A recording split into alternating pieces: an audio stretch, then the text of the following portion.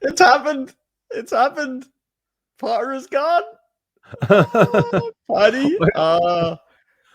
I'm laughing because obviously we're streaming the match here. We're watching it between us. But yeah. during the intro, there's a caption where you were going, "Yeah," and I was like, "Oh, the Liverpool or the Chelsea score." Hello, everyone, and welcome to Beyond the Ball. I am obviously Colly, and this week I'm joined by Big Paddy. Paddy, what's happening? How's it going? Not a happy man. Why not? I'm a very happy man now, to be honest. United lost. Who cares? That's not the news of the week. That's not the news of the week, Paddy. Come on. Talking about fucking Potter here. He's gone. It's great. Chelsea are back. We are watching Chelsea and Liverpool, by the way. So you may hear some outrageous outbursts.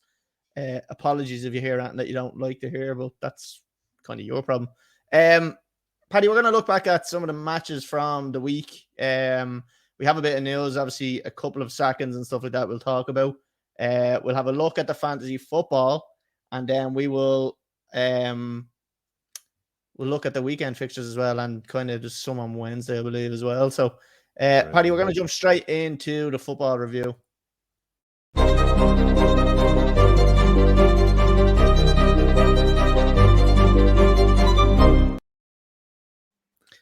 Kante is back. Kante is back, baby. That midfield three we have Kante, Kovacic, and Enzo. That's unbelievable. That's actually compared to Liverpool's defensive line. I know. Just for people that aren't watching it, maybe, or just tuning in here. Yeah, I'll go through the teams. I'll go Mm. through the team, right? So Chelsea lineup is Kepa in goal, Fofana, Koulibaly, and Cucurella. Reece James, right wing back, Ben Chilwell, left wing back. Then they have Kovacic, Kante, and Fernandez in the center. And then they have Joe Felix and Kai Havertz up top. Liverpool, I think, is a weird lineup. I don't know what the fuck's going on with that. Alisson in goal, Gomez right back, Kanate, Matip, and Tsimikas. Then they have Curtis Jones, Fabinho, and Henderson in the middle. And then they've Jota, Firmino, and Nunes up top. Still a strong kind of top three, but where they haven't started Salah, they haven't started Robertson, Trent Alexander-Arnold, and Gakpo. And I don't know where Van Dijk is. I don't know if he's injured, but he's not even in the squad. So don't know what's going on there. Yeah, I think he's probably trying to prove a point just to show that we do need some players. So yeah, I don't know whether that's it. Paddy, I think. Here we go. Go on, Felix. Go on, Joe. Oh. Go on. Oh, you stupid fucking German bastard. Paddy, I suppose we'll give it out now because I was gonna give it later for the betting challenge. We done the same bet. So I'll give it now while it's in play and it's still going. We've done a tenner on Joe Felix to have a shot on target and Nunes to have two shots. That could have been Joe Felix's right there, but fortunately wasn't. So yeah. Shane just commented in there, Virgil van Dijk is ill, but I don't think playing shit is being ill. I think it's just playing shit. He's ill-talented. Right, the first game, Paddy, we're going to look at Man City and Liverpool. A spanking for Liverpool. It was a beautiful thing to see. What did you think of this game? Were you expecting this type of result, or did you think they'd be a bit tighter? I think I said last week, maybe a little bit tighter, but looked at this as just. I think the one game against United was a bit of an anomaly, and then they're just back to normal Liverpool.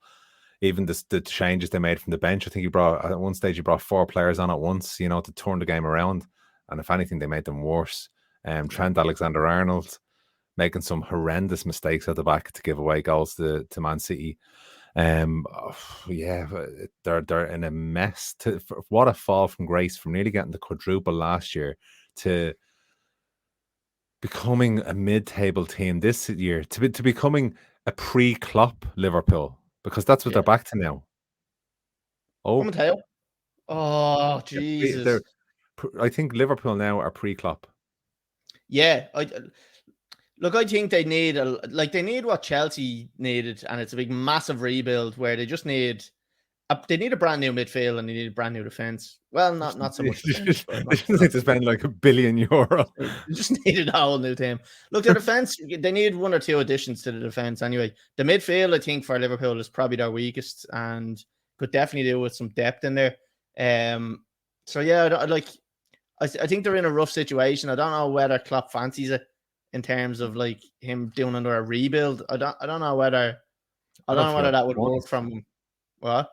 I don't think he'll have the fun. I don't think he's going to have the funds to compete with Man City, Chelsea, Newcastle, Manchester United in the coming seasons, and Arsenal now as well. So. I just don't think I don't think Liverpool have the money because the owners were looking to sell. No matter what they say, they're going to take private investment now from somewhere else. But whether they're willing to put that into the squad, because they haven't previously been, unless they've sold big. It doesn't look good, and if I was a Liverpool supporter, I would not be happy, and I would not be very hopeful for what's to come in the next couple of seasons. Paddy, Jurgen Klopp had the press conferences. I think it was yesterday, and Potter was sacked, and he walked into the press conference, and he says, "Okay, we'll address the elephant in the room." Everybody thinking that he's probably going to say, "Yeah." Potter's being sacked or whatever. He goes, "You're probably still wondering why I'm still here now in this crazy world." Do you know what I mean? Like, so he's self-aware to know that he's not doing a good enough job for Liverpool. Absolutely. But it is a thing that me and you used to grill Connor about, and the position of Klopp. Like, to me, it just seems like he's untouchable with Liverpool. Like, I don't think he could do. I think he could. Like, he sitting in 7th or 8th now at this stage. I finish bottom half and not get sacked. It's crazy. Like the only untouchable I've seen would have been Alex Ferguson in the Premier League. Other than that, like, Klopp has won 1 league and 1 Champions League.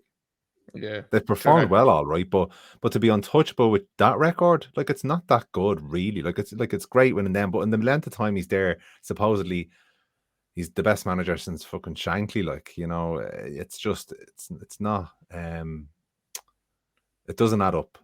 I think the main reason that Liverpool fans think he's so good is because I think they're the only club ever to reach 90 points and not win the Premier League as well. So in their eyes, that's nearly a Premier League win. But in reality, it's not. Like, it's not. You don't get anything. You don't get handed out for second. So that's why I think they're on such a kind of fucking nearly riding them, because like, he's done well, but like, he's only won, like you're saying, 1 Premier League and 1 Champions League in the supposedly most dominant era of football for Liverpool Football Club, which is wrong, because they've how many Champions Leagues? They've got fucking 5 or 6 Champions Leagues. They've got multiple league titles. Never mind Premier League. We're talking league. We're talking way back.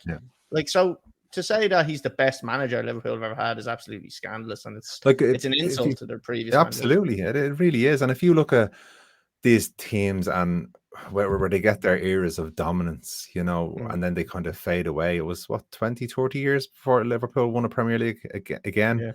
And it looks like the trend, the upwards trend, they won the league. Then Van Dijk, it seems, when he got injured, things started moving down, and it's just getting worse and worse. And like, to do a rebuild, was there an element of luck in the players he bought? They all fit together and they performed really well to win that 1 Premier League in the COVID season. So exclamation mark, even. What was it? A real? Exactly. I was gonna say the one they have has the exclamation mark, and you can't deny that. Like, they're not going to be able to get to those heights again. And if anything, it was in a period when the other big teams just weren't performing as well. So Chelsea weren't performing as well. Manchester United weren't performing as well. Arsenal weren't performing as well. So the only ones they really had to go up against were City. And even though City are one of the best Premier League sides we've ever seen, undoubtedly, as a competitor, you get raised to those levels by the competition. If you're second place, because they turn around and they say, "Oh, well, Arsenal or United never got that points total." But I can guarantee you, if there was a team there, like when Mourinho came in at United or for Chelsea against United, for a couple of seasons he won the league, and then United had to raise their performance to just pip them. And it's just the way cycles go. They had the power to be Man City one season, but that's it, and that's not a great team. Like if you want to be counted really as a great team, you retain your title, you win it, and you retain it. That's a true championship side. And I can't remember who it was that said it, Paddy, but it could have been. I'm not even going to guess, but he made a point that like these players like talking about how good Van Dijk is. So I can't remember who it was. It was an ex-Premier League player, very good player. I don't know who. I can't remember who it was on top of my head. But he was saying he didn't have to come up against the Didier Drogba. He didn't have to come up against the fucking Wayne Rooney. Like any of them big Henry's. Like he didn't come up against them any world class. The odd one or two, Harry Kane may be very, very difficult to play against. Like, and there has been a couple of good strikers in their time, but to the extent where they're nearly playing them every week. Whereas when Chelsea were back in the day, they'd have to come up against a very hungry and aggressive Wayne Rooney. Then you go to Arsenal, you're coming up against an Henry. Then you go to Liverpool and you're coming up against whoever they had at the time, like someone fucking up top. Like, do you know what I mean? So everybody always had a very strong striker. Whereas now it's kind of like they're not really that difficult to defend against, I'd say most of them. Like, but there's no one that's world class other than say maybe Harry Kane, I think at the moment. No, I understand what you're saying. They would have came up against harder players back in the day. So I agree with that. Oh fucking hell! I'll tell you what, Chelsea are opening these up like a pair of fucking nuns. So what did you think of the game? It kind of became a bit embarrassing for them, to be honest with you. They didn't really look like they were arsed. Man City, I'll tell you what, right? And I've always said it. Jack Grealish is unbelievable, and he had a bit of a fucking slow start to his career, but I think that was Pep kind of not rushing him in too much. Like, I think Jack Grealish is one of the best midfielders in the league, to be honest with you. And you're starting to see the rewards for it now. Like, he's so tricky. Every time he gets the ball, it looks like he's going to be fouled. He's creating assists. He's creating goals. That's the same thing. He's scoring goals. But I just think he's very good, like, and he's very underrated. And I just think that Manchester City team, I don't think it's the best we've seen them for a while. I don't think squad depth is really as good as it used to be. Like, when you look at their bench, they had, I think your man's name is Perrotta, then they had Cole, Palmer, Cole, whatever his fucking name is. Then they'd Rico Lewis. So they had a couple of young guys that are kind of not to that level maybe as such just yet. They might be in a couple of years, but like where you looked at Man City probably maybe 3 or 4 years ago, and the bench would be frightening. You know, all of them players on the bench would walk into pretty much any Premier League team. I don't think they have that now, so it's probably not a bad time for Arsenal to be leading the league because, again, they're relying on no injuries and stuff like that to come in. So, but other the game itself, I think just Liverpool showed what they were all about. They don't really have it. It's kind of embarrassing. That's the only way I can really describe it for them. Yeah. Embarrassing. They won't be challenging for the title again for a long time. No, I don't think so. Unless they have an influx of players, like I'm talking at least 5-6 players, and all players that are going to really strengthen that team, because you could change nearly everybody in that midfield. You could change probably 3 other defenders, and you'd still probably be looking at them going, are they still going to fucking put a challenge in? So I don't see them getting anywhere near for the next couple of years anyway. And again, I don't know whether Klopp wants to be involved in that. I know he has a contract till what is it, 2026 or something, but I don't know whether he's going to see that out. Anything else to add, Paddy? No, I think we've bashed him enough. Okay, yeah. It's a pity Connor's not here, you know. We'd really get something out of him, you know. Right, on to the next one. Another 4-1 result. Arsenal versus Leeds. Paddy, were you expecting this? I think we kind of were expecting this one. We weren't really expecting Leeds to put up. Oh, Ferguson just scored for Brighton. Go on the Irish. I'm putting Leeds to be relegated this season. Think so, yeah. Yeah, I think so. Yeah, themselves, Southampton, Bournemouth, and maybe Notts Forest. Maybe. Ooh, I'd have said Southampton. Yeah, Bournemouth. Oh, it's a tough one. I think is it between fucking last position and something like 13th. There's about 3 or 4 points. It's yeah. going to be tight. Everyone's looking at the top and who's leading up at the top and who's getting the top 4. Everyone's ignoring this fucking outrageous battle we have going on for relegation. Like, and there's battles all over the league, and this fucking the last couple of weeks in this league they're gonna be juicy fixtures. And I'm looking at, I think it was who was it that was saying? I think it was United. United's fixtures in theory look very easy, but when you've got these teams that are really battling for their lives, them games become so much more difficult when you're playing an Everton team, say, that you would have thought at this stage in the season, sitting mid-table, safe. Now they're fighting for their fucking lives and they need every single point they can get. So they're going to start taking points off teams. And that's what you're going to get against even the likes of Bournemouth and Southampton, who you'd think, right, bottom of the league, they're probably nearly relegated. They're still well within it. So there's I think the competitive nature of these games is going to be a lot higher than they would be usually in previous seasons. But it isn't the Premier League in any way. There's no easy games. Yeah, never is. Yeah. Well, like I just think now at this stage, sometimes you could see a few teams going into holiday mode. You know, that's the way when you're mid-table, you have nothing to play for. You're not going to get relegated. You're not going to be able to get Europa. I think that's where you kind of get that little bit of a small dead band where teams just don't really give a fuck and they're in holiday mode. Like, but other than that, this season I don't see it happening. Yeah. So, Paddy, I'm going to ask you a question, and I want your honest answer. Do you think that Arsenal are going to win the league? I still think City might pip them. I'd prefer to see Arsenal win the league, but I do still think City might pip them because I really don't. I know Arsenal have a run of 3 or 4 really tough games. I think it's Liverpool away, Newcastle away, and 1 or 2 other ones. So I was watching, I was seeing on the overlap there, they were naming them off. Yeah. And I think Man City have a slightly more forgiving run in compared to Arsenal. Now, there still is 8 points in the difference. So it's... I don't know. And then I suppose then you've got to look at City has Champions League. City have Champions League football. Arsenal just have to focus on the Premier League. Yeah, you'd probably just give it to Arsenal if you're betting. You think so?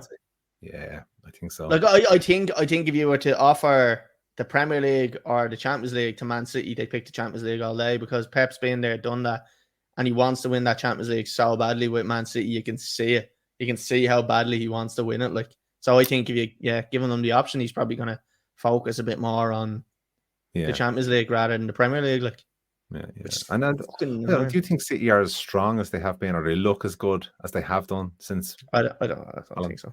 I don't think so. I was watching Thierry Henry the other night talking about Haaland and about how Thierry Henry used to adapt his game. Oh, Jesus. What an idiot. Why would Kepa do that? Like, just put it into the fucking touchline. Like, why would you clear the ball when you're outside your box to the center of the fucking pitch? What an idiot. Like, sorry, Paddy. But yeah, no, they're not quite as strong. Did you see that? Did you? Like, did you fucking see that? Like, geez, he's running down the line and someone tries to play the ball over the top. He just runs and hits him in the fucking back of the head and goes out for throw. Like, fucking cabbage. Sorry. No, you're all right. I can't even. I lost my train of thought. Yeah, City not as strong as they were. Haaland, as amazing of a striker as he is, does he fit into Pep's style? Pep never played with the big, demanding, aggressive forward. Like you see it in any of his teams. He likes 11 midfielders, little midfielders on the pitch that are real technical. Yeah. So I think they've more chance of going for the league than they do Champions League. I don't see them winning the Champions League this year.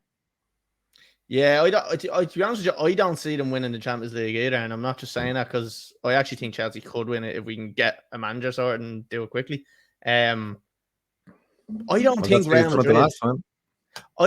Madrid are going to be as hard as people think they're going to be. I know everybody keeps going, oh, they're beasts, they knocked out Liverpool. Like, let's be honest, it's Liverpool, like, and that's going to 100% come and bite me now because they're going to fucking score right now. Watch. They're going to score right now. That's okay.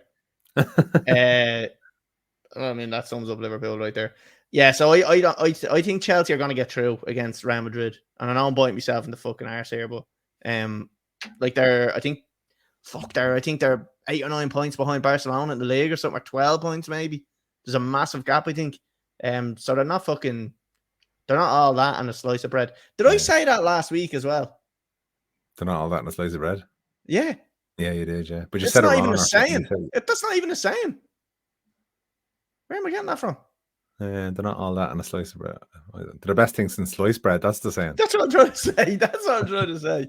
I don't know where I'm getting that from. But even then, it's wrong in the context. You don't say they're no. not the best thing since sliced bread. No, it doesn't make sense. Yeah, no, Whatever I'm saying, it just doesn't make sense. Paddy, anything else to add on to that one? So you don't. So you think Arsenal may win the league? Yeah, I think that's Still too early. No, I do think they will. Oh, I do. Like they just look like they're on a roll now. And who do you see beating them really? Other than one or two games, right? Okay, Liverpool away. Say Liverpool perform really well. They're still 5 points 5 points ahead, even if City win their games in hand. Yeah, I think. I don't know. I think. City, I think you're right. I think they're 8 points now. City have one game in hand, which leaves them 5 points. So City win their game in hand, then it's 5. Oh, well, then if they can get it down to 5 and Arsenal lose one game and it goes down to 2 points, pressure. That's when your squeaky bum time comes in. Yeah, so I'm looking at this lineup now, right? That Liverpool are after selecting, and no Van Dijk, no Salah, not Mo Salah, no Trent, no Robertson, and I'm thinking to myself, does Klopp want to fuck Arsenal over here on the weekend? Is he resting them for Arsenal? Oh, I tell you what, I'd love to see it. You'd love to see it. Would you know? Would you prefer? I fucking hate Arsenal. I fucking hate Arsenal. Hate. I suppose you're used to the London club. Oh no, but that's not even relevant to me because I'm not from London and I always get abuse online. Oh, Irish, what have you got to do with Chelsea? Blah, blah, blah. It's just me team, right? Fuck off. Like, you know what I mean? I like Chelsea when I was growing up. But like nothing to do with London for me. I think why I would hate Arsenal and Spurs and the likes of them is because you get a bit of a feistier game. Nothing to do with the people and fucking location or any of that bollocks. Like, I don't care about that. Yeah. I think they're feistier games and there'd be more controversial decisions. So that would just, over time, just build up for me going, this cunt fucking, the stuff stays in your head over the years. Like, so, I don't know. It's not a fucking location thing for me because obviously not in London. So, Paddy, you happy to move on from that one? Nothing to add to that? What's next? No, the next one you're going to absolutely fucking hate.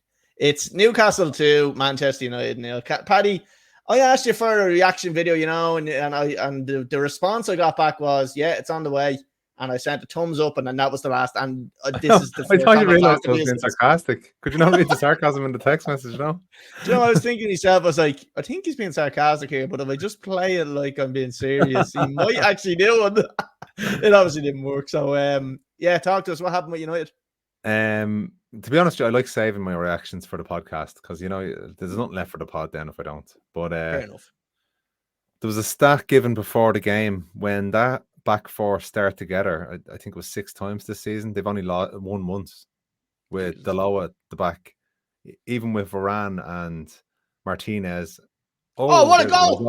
Offside. Oh, you fucker! You fucker! Get that flag up your hole. It will go to VAR. I'll tell you what, Reece James, what a strike that is. Oh, come on. Yes. Go on, sorry. Just didn't have the same fight as Newcastle. But I said last week, no, I did say I thought we'd win it. But I did say this could very well be a revenge mission for Newcastle after the final. Yeah. And that's exactly what it was. I think it was like a final again, but United just didn't have the end product. I was surprised he took Anthony off in the second half because I think he was one of the best players for us on the pitch. He looked dangerous, but he took himself off and put on Sancho, who was offside there. I think they're saying Fernandez is offside. Look, see his knee. This is going to be tight because his toe was ahead of him, but his knee is slightly leaning over his toe. Yeah. So I don't know what way they're going to do the Lions. But big result in terms of top 4 because United now, from being, I suppose, nearly certs for Champions League before the international break, are now 5th. Now we do have a couple of games in hand. Can I just say, Paddy? Because remember, I'd say probably was it probably about 4 or 5 weeks ago when United were on their kind of the high. we were talking about United potentially challenging for the league. Now I know you probably didn't get ahead of yourself too much, but No. like there was a potential that they could have got themselves into a title challenge. But now all of a sudden we're finding them struggling to get top 4. Yeah. Like their away record is a serious issue. They're having an awful time away from home, and I don't know why that is. Yeah, it's offside. The only thing I'd ask you, Paddy, is, and Andy McNulty sent it to me there the other day, and for all the hype and the bigging up of Eric Ten Hag, if you look at where Manchester United were this stage last season, the points total was the exact same. Now he's had 2 games less. We're 3 points ahead. No, he's had 2 games less. Sorry, this time, this day. And we were 3 points. We're 3 points ahead this season. I don't think so. Now at the same. Yes, we are. We are. Now, are you talking about with the same amount of games? Because I'm talking about 2 less, so you might have won and lost one in the meantime.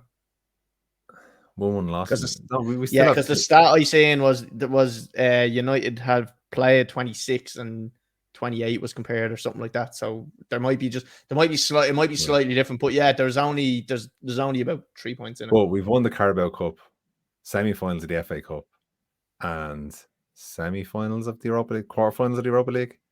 Quarters, yeah. I think, yeah. So look, we're in a much better position. Much better position. Better squad. It's annoying me the lack of fight. Before the international break, I was saying, okay, they're playing an awful lot of games in a row here. So coming towards the end of it, I was saying maybe they're just tired, but that excuse shouldn't have been there against Newcastle. But I seen this at the start of the season, and I seen it once or twice in other games when they lost that kind of fire, but the next game then they got it back, and it's a game they're going to need to get it back for, because we're playing fucking Brighton, not Brighton, Burnley. When? Not Burnley. When? In the league or on Wednesday, tomorrow? Oh, Brentford.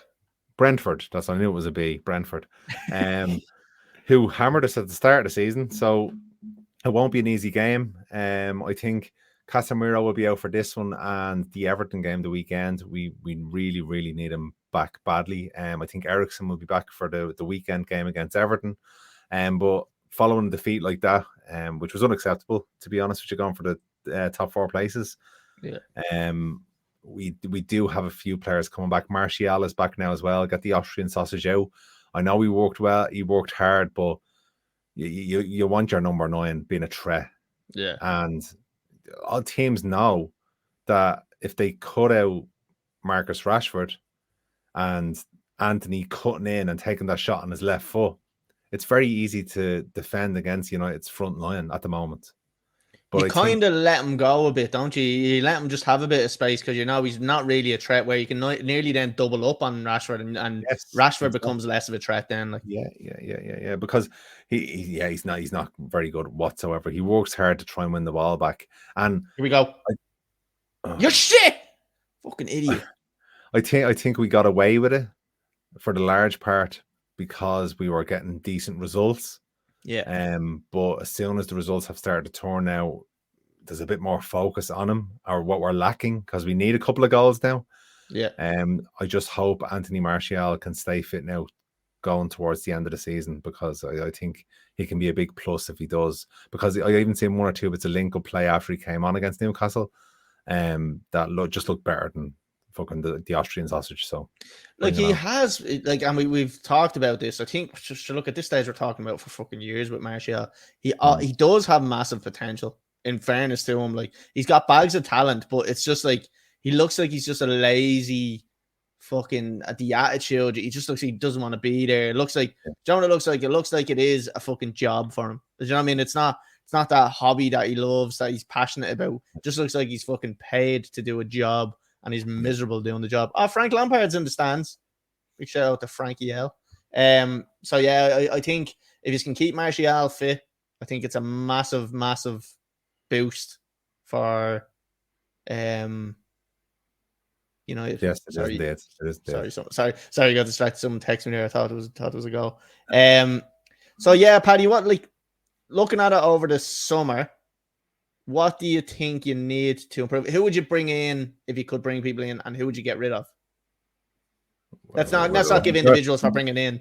Let's give more positional kind of like who would you bring in? Bring in a striker. Yeah. Striker, absolutely. Striker, right back. I think we're all right at left back. I think we're fairly okay with centre backs. I'd get rid of Maguire probably, and would you? You know, you'd have some cover there, yeah, because we've plenty of centre backs now. And I think the captaincy needs to fully go over to Fernandes probably, or else maybe give it to somebody else in terms of the likes of the Casemiro or would you not give it to De Gea? Martinez? I'd maybe Martinez. Yeah, he's new enough though, isn't he? Huh? He's new enough though, isn't he? Yeah, well, he'll have a season under his belt for next season. Yeah, but to be honest, I just say I don't think he'll take it off Fernandes. I think Fernandes will get the I think so. I think it cause more harm than good. But okay, striker, Harry Kane, right back, striker and right back. Would you take Harry Kane? Would I? Yes, I fucking would, but not for over 100 million for his age. No way. I don't know. To be honest with you, I'd nearly just say, do you know what? Just fucking pay it. Like, it doesn't come out of your pocket. Let's be honest. No, hey, look, if the Saudis come in and they want to spend 180 million on Harry Kane, I'm not going to go, oh, for fuck's sake, I'll be delighted. But it's not really good business if you think about it, you know. No, you'll never get that back. But what you could get is returns on trophies and league positions, which may make up for it, you know.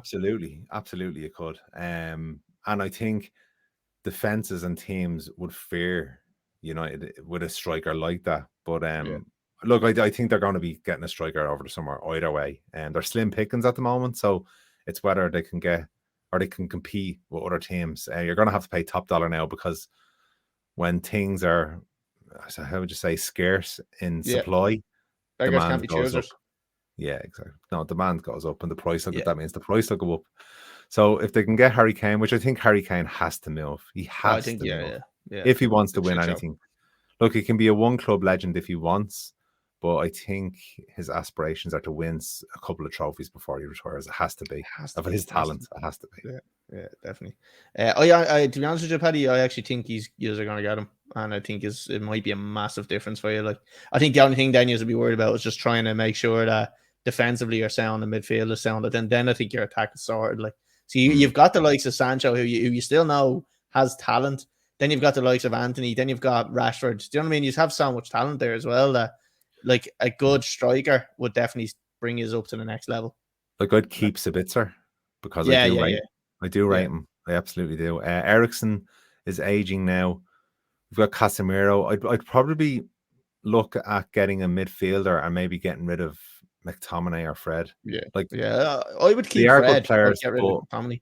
McTominay, to be honest, and he look, he's a decent player, and he'd be a Premier League player for any of the mid-table sides like Liverpool or Chelsea. But I just don't think he's good enough for United. No, I don't think so. You didn't hear what I said there, did you? You don't think he'd be good enough? He's good enough for United. No, I said McTominay is good enough for a mid-table team like Chelsea or Liverpool, but he's not good enough. Sake. And you're like, yeah. I missed that. I'm going to clip that bit. I'm going to clip that. I missed that because I was looking at the clock and how long we were running. I was like, how close were we to actually getting it right? No, you fucker. I didn't hear that bit. That'll be edited out. No one will ever hear that again. Live? What do you mean live? Paddy, what do you think are the realistic chances of Newcastle getting top four alongside yourselves, maybe? Well, if you look at Spurs being Spursy, I think they have a better chance than Spurs. Yeah. Now it depends on if Spurs can get in their new manager, which I haven't really heard anything about anyone being linked to Spurs. Have you? Apparently your man Nagelsmann was supposed to be linked, but now Chelsea are after pulling the trigger on Potter. That's who they're trying to go for. So they're really up shit creek then if they can't get, who are they going to get? Pochettino back? Oh, here we go. Alisson making another howler. Pochettino's another one that was linked with them, but I don't know, would he fancy going back there? Like, when you had that team who were playing so well, you probably had Dele Alli at the time as well, who was in form. And then you've got Harry Kane, who's a couple of years older, Son, who's a couple of years older. Why would you go back and ruin your... I thought you had a good reputation there. I had a great why would you go reputation. back and... Like he got them to a Champions League final. The final, yeah. So Yeah, why would that's how you... Liverpool. And look, let's look at Liverpool again in terms of the one final that they did win was against Spurs. Yeah, exactly. Yeah, doesn't Like count. fucking hell. Like, you were like, "What the shit?" When you actually break it down, right? He's won the fucking Champions League and he's won the Premier League title. The Premier League title was with an asterisk because fucking everyone else was shit and everyone was dying of COVID. And the fucking Champions League was against Spurs. Like, he may as well have won nothing. Yeah. Like any real challenges he had in the league against City, he lost. And any real challenges he had in the Champions League finals that he got to against Real Madrid, he lost. Yeah. I mean, call us fucking crazy, but Klopp is shy. Yeah. Clip you heard it here first. Paddy, will we move on from that one then? Yes, please. On to something that every cloud has a silver lining. Is that right? Have I said that one right? Yeah, that was right. Yeah. Fuck yeah. No bread in that one. No bread in that one. No bread in that one, yeah. But speaking of bread, Potter is toast. Got it. I got it. Love it. Got that one. Just end it there. Just end it there. Drop the mic. Yeah, we'll see us all next week. Paddy, look, we'll move on quick because we'll only do this probably till the... No. We can stay and talk about this for a fuck off. No, we'll just we'll just skip on to this one. We lost. It was bad. To be honest with you, same old fucking story. Chelsea were dominating the game in the first half and couldn't score. Pretty much like what they're on now. Well, maybe not dominating now, but creating chances, can't score. And then Villa just take their chances. And to be fair, they punished us. Can't argue with that result. The one thing I do want to say is, and I got a bit of grief from a Villa fan who I know who was living over in Australia. He told me to make sure that you give Villa props and don't just say Chelsea are shit. And I do think that Villa do deserve props. They're doing really, really well under Unai Emery. And he definitely has taken them to the next level. Much better than that fucking has-been Steven Gerrard anyway.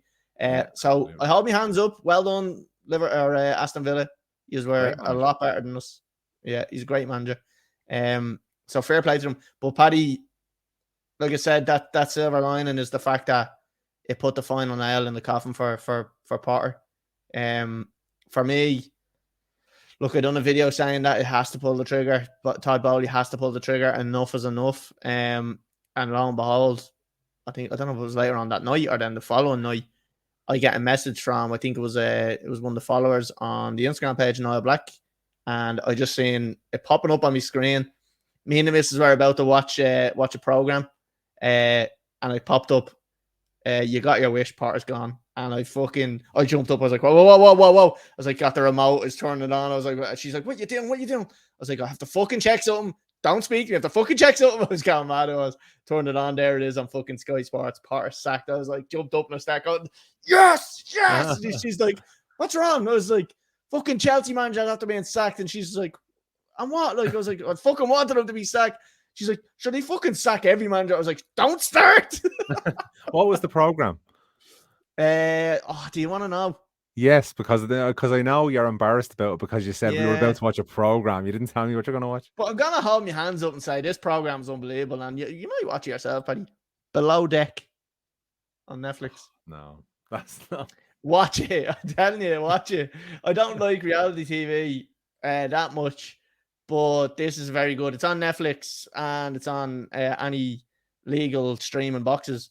And you'll get all the there's loads of different seasons, and it's why have this is a football podcast? Why am I talking about Netflix shows?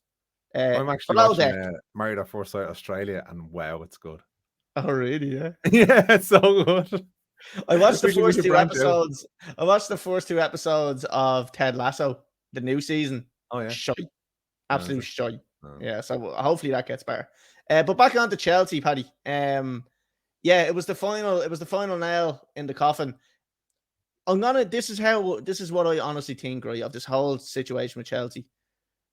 Todd Bowley, I think, and I know I might have given him a bit of shit over the time. I think he's really handled the era of Potter very, very well. I know he made an absolute colossal clusterfuck by sacking Tuchel, and a lot of Chelsea fans will always hold that against him. But he's came out when Potter was going through his rough period and said, "No, we fully back Potter. We fully back him," and that would have gave Potter confidence, and that's what you want as a manager, knowing that the board is backing you. The only thing that he can then be judged on is results.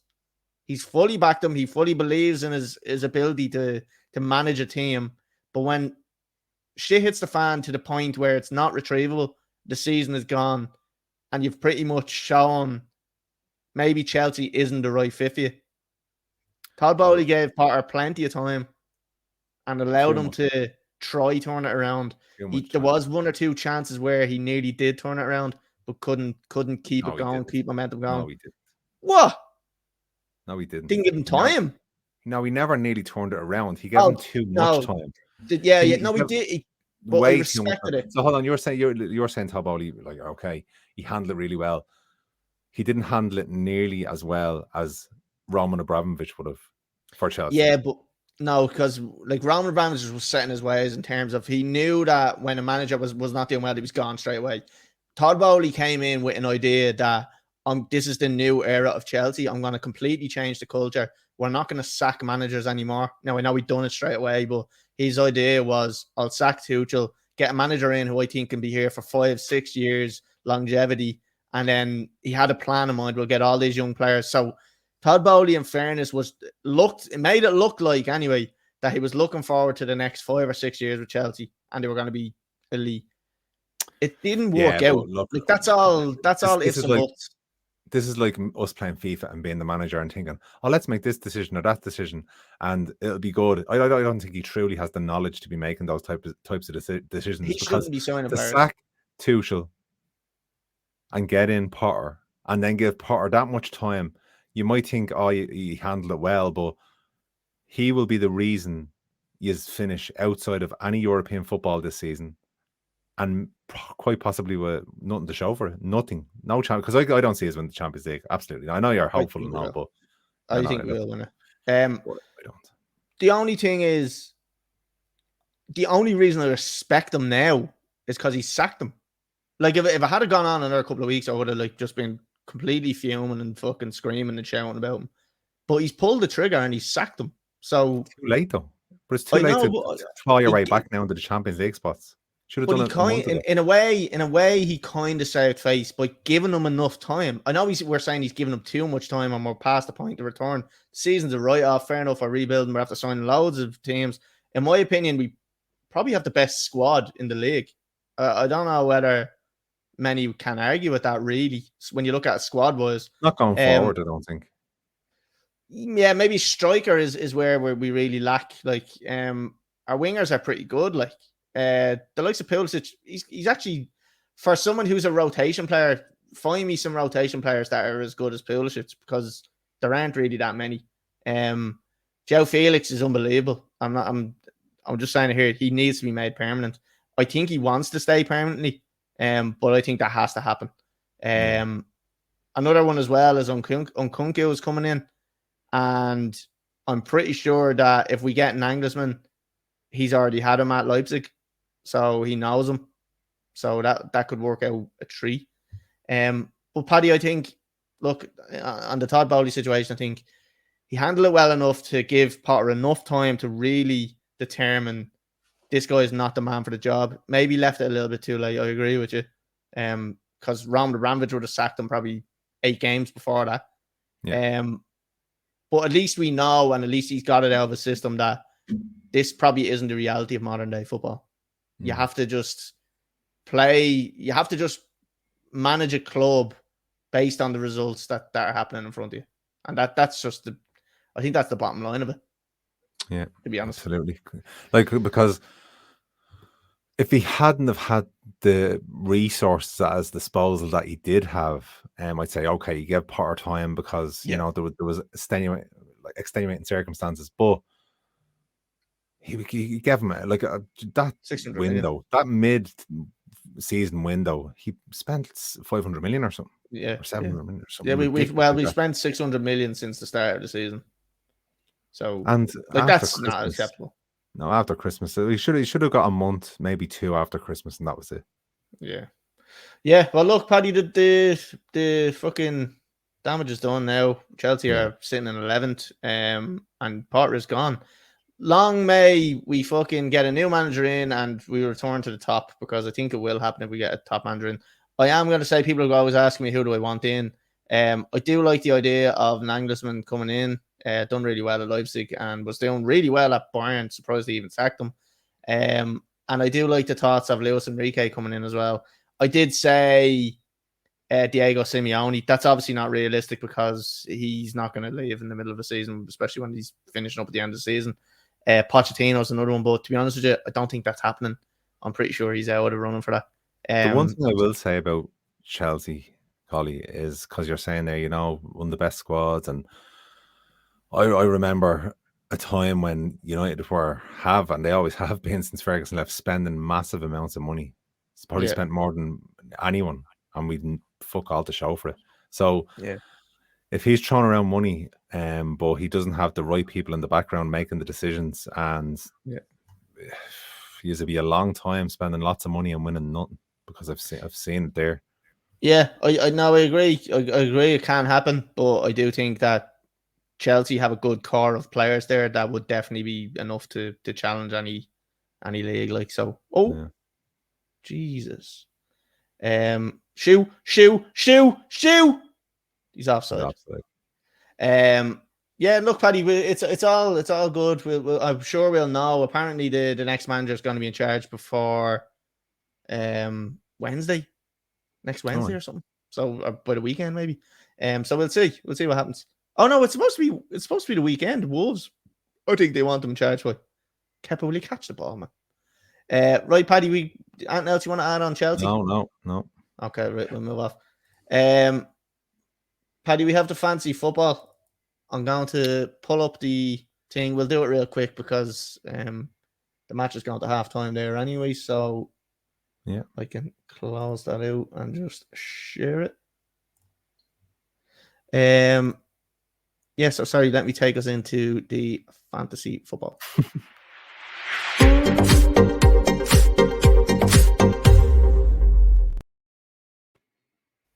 Buzz me another couple of seconds, don't I? We're middle of a game week, Paddy. So we'll read it out as it is. The average at the moment is 46 points, and I've got 50, so I'm happy. I'm 4 points above average. I've Alisson in goal. You're going to lose 4 points on transfers, I see there. Yeah, I've done through 2 transfers. Hopefully it pays off. I don't think it will. 2 transfers, minus 4 points. I brought in Joe Felix. Alisson's in goal, White, and then I have Chilwell at the back with Trippier. Trippier got me 12 points. White got me 8. Chilwell has nothing at the moment. Hopefully, if he keeps a clean sheet tonight, he'll get 6. Rashford, 2 points, got me nothing. Billing, 3 points. Fernandez is captain. Thought he'd do better. 4 points, brought him in. Martinelli, 5 points, and Odegaard, 6 points. Whatever about Arsenal players, they're fucking unbelievable for points. Joe Felix has 2 points, and then Kane with 7. Kilman, Greenwood, and Tarkowski sitting on the bench with fuck all. Paddy, we'll look at yours. That's not the right one. 1 second. I'm clicking the full league table there. See how you doing yourself. You want to walk us through it? Not great, to be quite honest with you. 31 now. So Ederson, 2 points. Shaw, I brought in, actually didn't perform too well against Newcastle, but we've still got a game to go. Alexander-Arnold, shocking. I'm going to have to get Seba out. Trippier again for me, 12 points, so that was something. Sancho, I brought in, didn't even start, only came on for the last 20 minutes. The gamble, wasn't it? Rashford, captain, but playing tomorrow, so hoping that he might do something at Old Trafford. Saka, after the game beforehand where he had a stormer, I thought he was going to do more. Kane, 7, happy. Haaland injured, unfortunately, and Havertz playing now. Havertz. Yeah. Playing now. You will have a Wobie coming in, and he'll give you an extra 2 points. So Okay. It's better than a kick in the bollocks. Paddy, we'll have a quick look at Connor's team just to see how he's doing. 56 points, 61 points. Jesus. Mad cunt. He's Pope and goal with 6 points. Zaliba again injured. So injured. Shaw with 1 point. Me with 1 point. Bourne with 6 points. Then he has Rashford with 2. Trossard with 5. He has Kevin De Bruyne in 13 points. 0 for Haaland. Kane is captain, 13 points. He has Ollie Watkins, who scored again tonight, I believe. He has Solly March with 6 points, who will actually come in as a substitution, so he'll be getting them as well. And then Bueno and De Silva on the bench. So we'll have a quick look at the league table to see who's top. And it is Colly Lamb with 1884. And then second place is Oisin Kane with 1877. Jack Butler with 1864. Yeah, it's close to the top. Only 13 points in it. Oh shit, that's 7. Jack Butler in third, Lee Dillon in fourth, Dean Fletcher down to 5th, Adam Doyle up to 6th, Shane Burke up to 7th. A few new entries up there now. A couple of names that weren't there before. Johnny Murphy's dropped down to 8th. Conor Ennis with goes down to 9th, and then Tony Tam goes up to 10th. Francis Bellardi drops out of the top 10. So, Paddy, that's it. Off to fancy football and onto the predictions.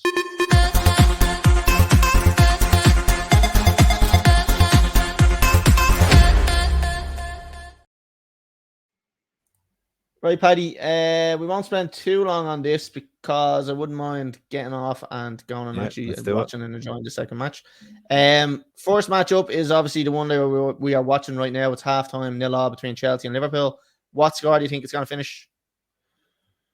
Well, after watching the first half, I'm going to go for... I did originally say Liverpool would win. I think it's going to be a draw, 1-1. Yeah, I don't know. It's a tough one to say. It looks like Chelsea are creating the better chances, but they seem to be scuffing every fucking shot they get. I actually think it's going to be 0-0. I don't think that's going to happen. Or else they're going to bring on fucking Salah and he's going to score the winner. So 0-0 or else Liverpool win. On to the next one, Paddy. Man United versus Brentford. You were saying earlier you think that you might get the result here. I think they'll put in a defensive performance because I think Wan-Bissaka is going to be back. And they need a clean sheet. We have a good record at Old Trafford, so I see us winning the next 2 games. And I think after what Brentford done to us at the start of the season, we're going to win this by at least 2 goals. So I'm going to go for 3-1. Interesting. Goal scorer? Rashford, I think, is definitely. Yeah. I'm gonna say 2-1. United. I think Ivan Toney's gonna score against us. I'm gonna use him as my scorer actually. 2-1 and Ivan Toney to score. Paddy, the next one is United and Everton. Obviously, Everton and Sean Dyche getting a great. I thought that was pretty good actually. Getting a great result against Spurs there yesterday. An unbelievable goal by Keane, and Jesus Christ, did you see the goal? No. About 30 yards out, he gets the ball, picks it up, and absolutely spanks the top corner. Yeah, absolute cracker. So yeah, look, Dyche doing a job with Everton. I don't think Everton are going to get relegated this season. What score do you see this one with? I think Martial back. When those front players start knitting together, interplaying, which I think we're really missing, because it's one thing United could do is, switch the wingers, Sancho, Anthony, Rashford, Martial, like they could all play in each other's positions and cause havoc. And I think now with the Martial back, he might be a missing link. And I think 3-0. United are going to win this 3-0. Okay, fair enough. And scorer? I'm going to go Martial.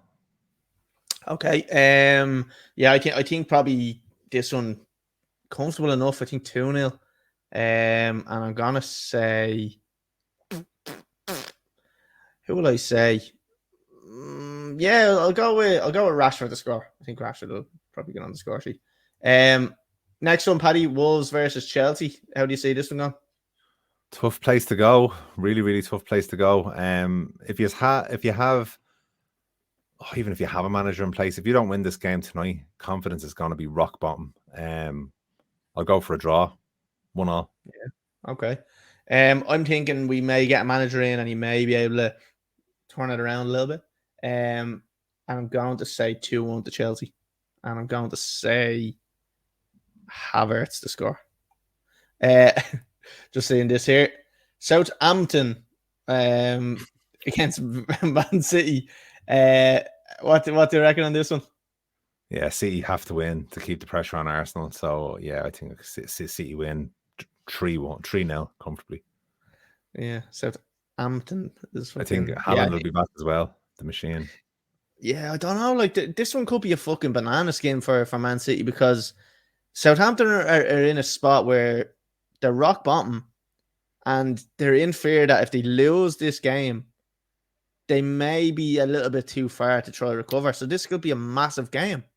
I would say I agree, but I just think City now, if they have one banana skin, the league is over.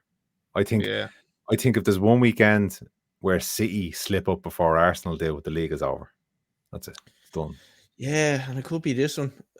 I'm gonna go right. I'm gonna call it. I'm gonna say 1-1 this game, and I'm not even gonna be able to clip this because I have that embarrassing spelling down the bottom. So it's gonna be 1-1, and I think Kevin De Bruyne is gonna score for Man City. Paddy, on to the last one of the week: Liverpool versus Arsenal on the weekend. Talk to me about this one. It's another one of these, depending on the result tonight. If Liverpool get a result here, can Klopp go back to changing the squad completely? Or do we trust the players that play it tonight? I think against an Arsenal, you have to play your strongest side. But look, we're saying strongest side. Is the Liverpool team that lost against City their strongest side? Because if it is, shit, they're bad. Yeah. I see Arsenal getting a result here against Liverpool. I know Liverpool perform much better at Anfield. But Arsenal, every time I see Arsenal going to slip up, they just keep on getting the results, and I see them getting the result again. Because Liverpool now have a game during the week. Arsenal, are they playing tomorrow, or do they have a rest until Arsenal the week? are playing tomorrow, I believe. Right. Okay. Well then, okay. I'm still going to go Arsenal. Oh wait, narrow 2-1. I don't think they are. Sorry, I'll double check that because I don't think they are playing tomorrow. No, they're not. They're not playing tomorrow. That's them done. Well, then they have a nice rest then up to the weekend, and Arsenal win. Yeah, I'm going to go 2-1 to Arsenal. Yeah, I was actually thinking the same myself. I think Liverpool are going to score first, and I think that's when Arsenal start kicking into gear then. And I'm actually going to go 3-1. I think Liverpool will take the lead, and I think Arsenal will come out then all guns blazing, and they'll score a few goals, and the heads are going down for Liverpool. So I'm going to say 3-1 to Arsenal and Saka to score because he's a sack of shite. Paddy, that's it. We're wrapped up. It is 8. I can't tell time now. It's 8:59. So the second half of the Liverpool and Chelsea match is just about to happen. So we will see how that goes. Hopefully it goes well. No doubt I'll probably be putting a video up on TikTok anyway. Just a shout out to our good friend Graham Lawler again, who done the rounds again on TikTok after 2 years ago to the day on April Fools. We pranked him thinking he was talking to Robbie Keane. If anybody is listening to the podcast, I'm sure you've probably seen that video, but if not, it's on our TikTok. It's very funny. Paddy, thanks for joining us this week. It's been a pleasure. Cheers, Colly. Enjoy the match. I actually hope you beat Liverpool because I hate Liverpool more than I hate Chelsea. Let's go. Thanks everyone for listening and watching. And if you are watching on YouTube, Facebook, Twitter, make sure you hit subscribe, like, follow us, send in a comment because that's good stuff. If you're listening to us on Spotify or Apple or any other podcast platform, give us an 5-star rating and tell us we're deadly. Follow us on Instagram as well, and you can chat to us there. We will see everybody next week, Tuesday at 8 p.m. Goodbye.